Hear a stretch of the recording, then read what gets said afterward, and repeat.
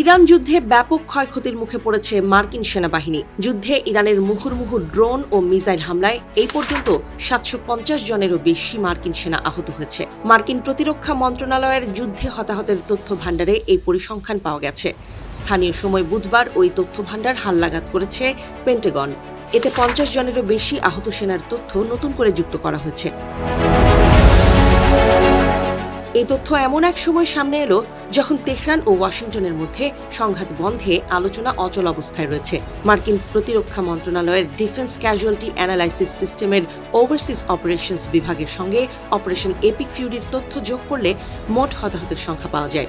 এতে দেখা যায় 28 ফেব্রুয়ারি ইরানের বিরুদ্ধে যুক্তরাষ্ট্র যুদ্ধ শুরুর পর থেকে 18 মার্কিন সেনা নিহত এবং 757 জন আহত হয়েছে।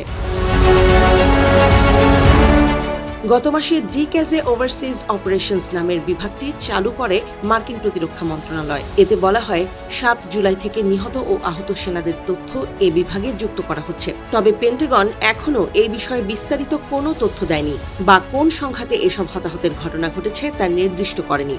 7 জুলাইয়ের তারিখটি প্রেসিডেন্ট ডোনাল্ড ট্রাম্পের প্রশাসন কংগ্রেসকে জানানোর দিনের সঙ্গে মিলে যায়। ওই দিন ওয়ার পাওয়ার্স অ্যাক্টের আওতায় দেয়া এক বিজ্ঞপ্তিতে প্রশাসন জানায় ইরানের সঙ্গে নতুন একটি সংঘাত শুরু হয়েছে।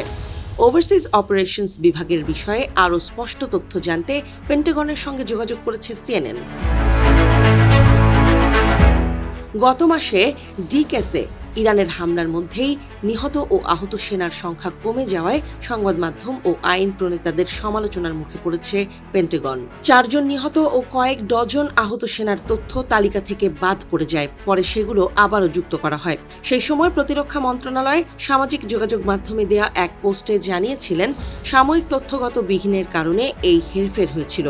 এর আগে এক প্রতিবেদনে সিএনএন জানায় ইরানের সঙ্গে সংঘাত চলাকালে আহত মার্কিন সেনাদের তথ্য প্রকাশে পেন্টাগন ধীর গতি দেখিয়েছে। এই বিষয়ে কর্মকর্তারা নিরাপত্তার প্রয়োজনীয়তার কথা বলেছেন। এর আগে বুধবার ট্রাম্প দাবি করেন ইরানের সঙ্গে পরিস্থিতি এখন খুব ভালো, তবে তিনি তেহরানের সঙ্গে মার্কিন আলোচনা স্থগিত রেখেছেন। চলমান যুদ্ধের মধ্যে হরমুজ প্রণালী এখনও উত্তেজনার অন্যতম প্রধান কেন্দ্রবিন্দু। বিশেষজ্ঞরা বলছেন সাম্প্রতিক যুদ্ধে একদিকে সেনাদের হতাহতের ঘটনা এবং ইরানের সাথে এখনও চুক্তি না হওয়ায় জটিল পরিস্থিতির মধ্য দিয়ে যাচ্ছে যুক্তরাষ্ট্র। ইরানের সাথে কোনো সমঝোতায় পৌঁছাতে না পারলে যুদ্ধে মার্কিন সেনারা আরও ক্ষয়ক্ষতির মুখোমুখি হবে বলে সতর্ক করেছেন বিশেষজ্ঞরা।